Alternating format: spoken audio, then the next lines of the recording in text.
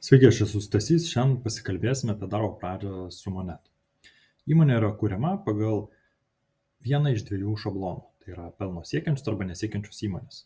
Iš to įmonė gauna sąskaitų planą ir visus kitus reikalingus nustatymus.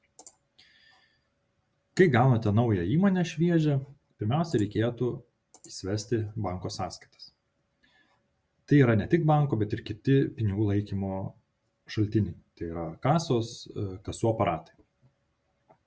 Jeigu banko sąskaitoje tuo pačiu numeriu yra saugomas įvairios valiutos, nėra būtina kurti atskirų eilučių pagal valiutas, o vienoje sąskaitoje galima apskaityti ir kitas valiutas. Banko kortelėje nusirodote, koks tai yra bankas. Jeigu tai yra kasos ir jos yra kelios, jūs galite nurodyti specifinius kasų serijų numerius. Nurodot banko sąskaitos numerį. Jeigu daugiau valiutų yra, pasižymit, kad čia yra kelių valiutų sąskaita.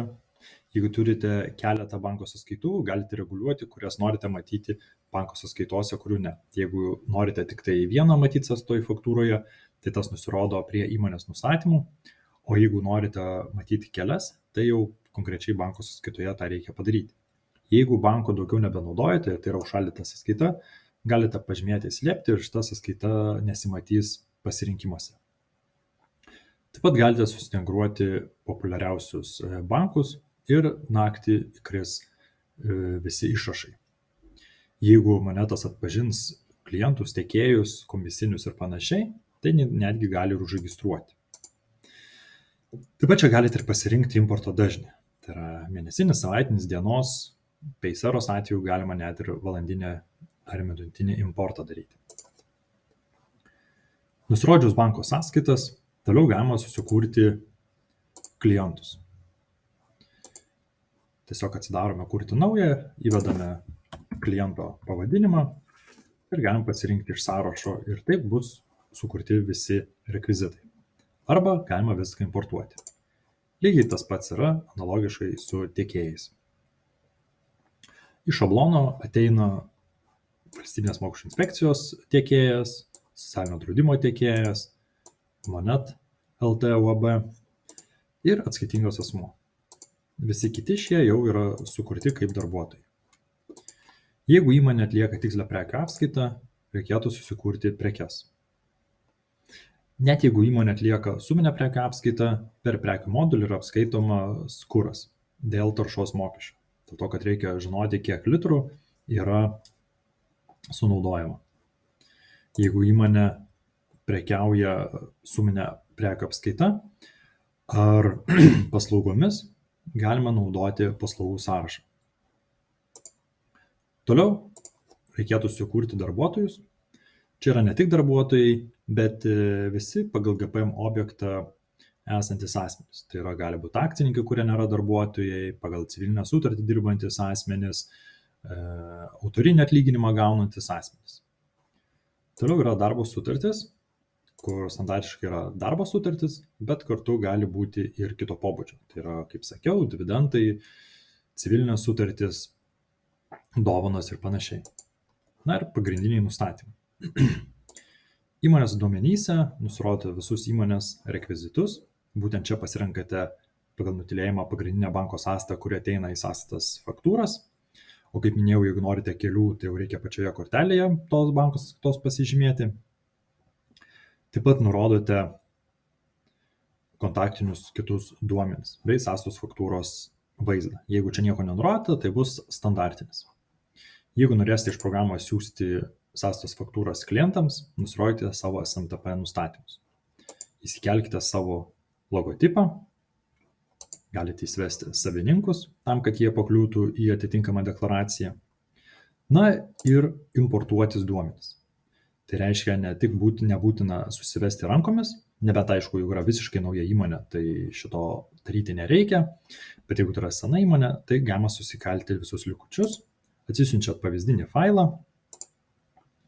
Tame faile yra parodyti visi skyriai, kuriuose reikia suvesti informaciją ir po to importuoti.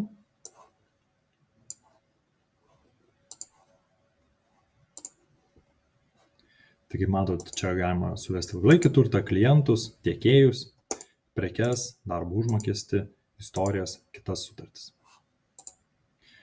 Išsaugoti CSV formatą ir galite įkelti. Toliau yra valiutos. Standartiškai jų visų užtenka įmonėms. Ir čia nieko daryti nereikia, bet jeigu pas jūs yra egzotinių valiutų, tai galite susimportuoti automatiškai pilną sąrašą pagal Lietuvos banką ir išsisaugoti valiutų teigiamų, neigiamų realizavimo įtakos sąskaitas. Tuomet galite susikurti požymius, jeigu jų reikia. Tai nėra daroma iš karto, bet viena iš tų vietų, kur yra svarbi verslo analitikai. Tai reiškia, jūs galite susikurti padalinius, kažkokius projektus, produktus, na ir po to sekti sąnaudas pagal šitos kaštų centrus arba pagal pajamas. Galite pagal save susikurti klientų grupės, tai gali būti standartiniai LT, UŽS, lietuviškos įmonės, užsienio įmonės, arba galima susikurti bet kaip kitaip. Kartu čia yra privalumas tas, kad yra mokėjimo sąlygos uždėtos, jos automatiškai ateina į sąskaitą faktūrą. Aišku, galima įvesti tiesiai ant kliento, tai reiškia, jeigu kliento kortelėje nėra nurodytos mokėjimo sąlygos, tai imsi iš klientų grupės. Taip pat sąskaitos faktūros vaizdas. Kaip matėte, mes standartinę sąskaitos faktūros vaizdą nurodėme prie įmonės duomenų, bet užsieniečiams galime išrašinai nurodyti, kad imti anglišką. Analogiškai yra su tiekėjais, irgi galime susikurti tam tikras grupės.